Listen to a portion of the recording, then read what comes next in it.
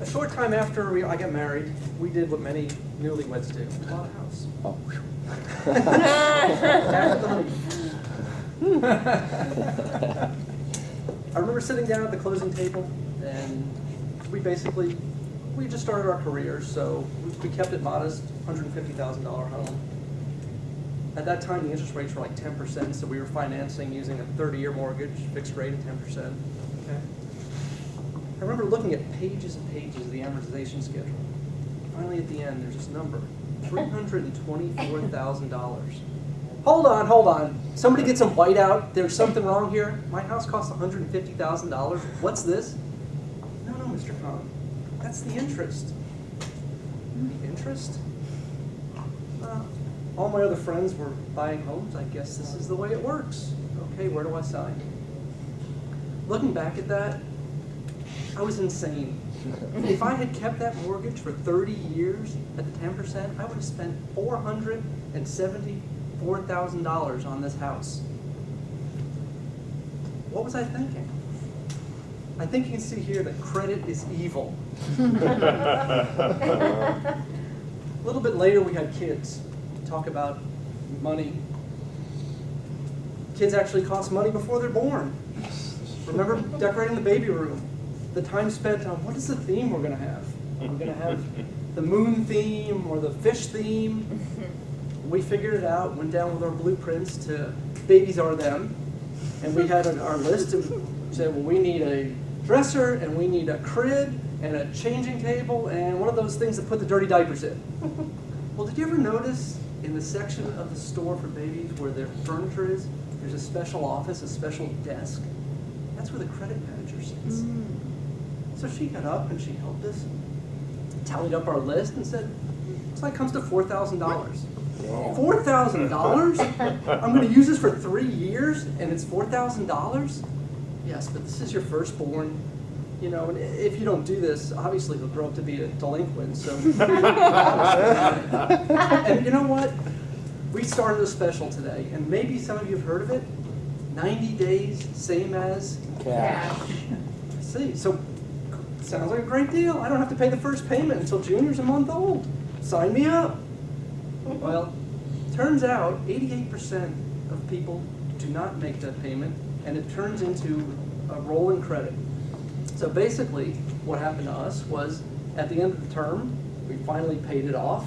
It cost $5,250 for $4,000 worth of stuff that we sold at a garage sale for $200. Yes. Credit is evil. Evil, I tell you. The kids got a little bit older, and we did the soccer thing. I know you talking about soccer. It's a little bit different when they're 5 and 6. I call it ant ball. You basically throw a ball on the field, and you have 12 kids, and they all swarm to it as if you threw a crumb, and the ants were just swarming to the crumb. Tradition was we would go to Chick-fil-A after the game. So usually, son says, I want number 1 value-sized, and my daughter says, I want number 3 super-sized, and my wife and I would get number 5 super-sized, and I'd break out the plastic because, hey, I mean, it's like $30, $35 for chicken and fries, but there you go.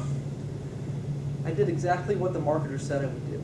McDonald's did a study, and they proved that people that use credit cards, on average, will spend 45% more than those using cash. Now, Kentucky Fried Chicken might be finger-licking good, but credit is evil. What is my message today? No credit. Stop paying with credit and use an old-fashioned method. Cash.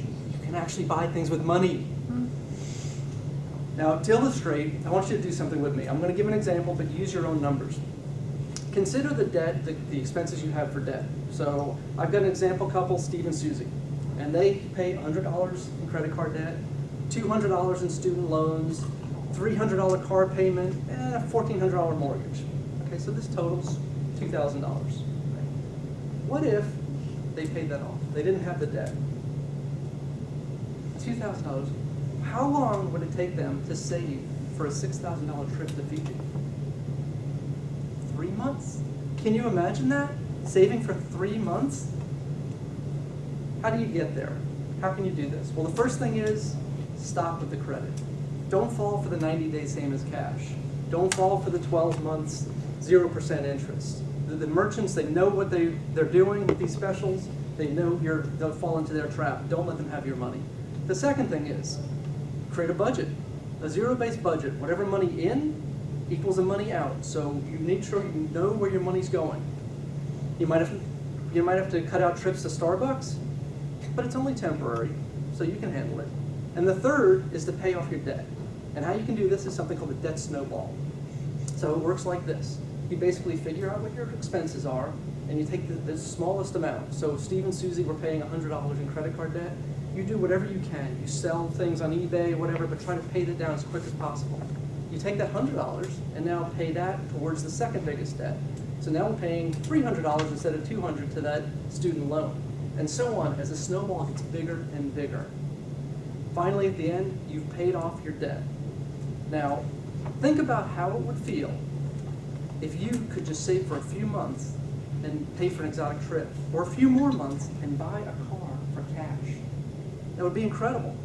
Or if you lost a job, what would it be like if all you had was utilities and food to pay for? Wouldn't that be a comfort to know that things are going to be okay? I can tell you, I cut my debt in half. I started doing this about 3 months ago. We've been paying with the debt snowball, and like I said, I cut my debt in half. We use cash on all our purchases. And best of all, we're able to teach our kids some good principles that will actually make them millionaires if they follow them. So I'm telling you now today, stop with the debt, take out your credit card, a big pair of scissors, and do a plastectomy. And know that credit is evil.